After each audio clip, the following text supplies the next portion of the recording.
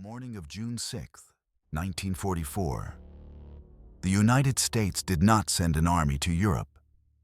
It sent its sons. Young men who had grown up on farms, in small towns, and in crowded cities crossed an ocean knowing that many of them would never return. They did not go seeking glory. They went because the free world was dying, and someone had to stand up and stop it. That morning, American courage did more than begin an invasion. It reminded the world what freedom truly costs. By 1944, Nazi Germany controlled most of Europe. Entire nations lived under fear, silence, and violence. Cities were reduced to rubble, families were torn apart, and hope was fading fast. The Allied leaders understood that words and promises were no longer enough. The war would only change if someone was willing to strike directly at the heart of tyranny. That responsibility fell heavily on the shoulders of the United States and its allies. And the plan they prepared was the most dangerous military operation in history. Before sunrise, thousands of American soldiers crowded into landing craft as rough waves slammed against the steel hulls. The cold sea sprayed their faces as engines roared, and the shoreline of Normandy slowly came into view. Some men whispered prayers. Others thought of home, of mothers, wives, and children. Many said nothing at all, frozen between fear and duty. Every man on those boats understood the truth.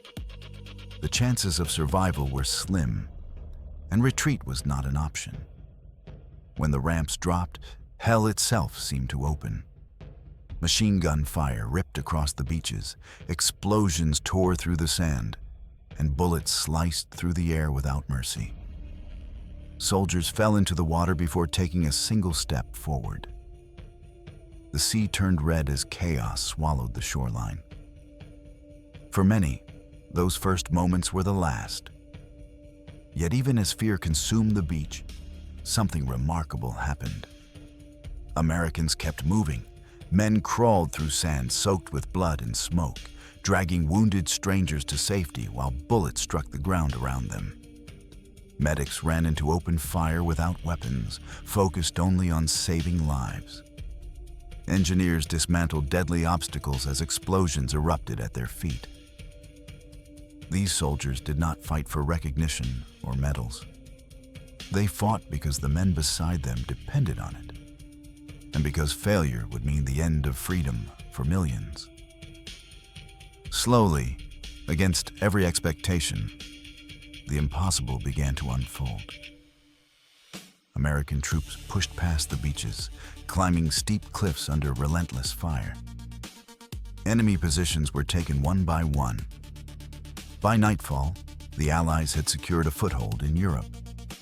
It was not victory, but it was the beginning of the end.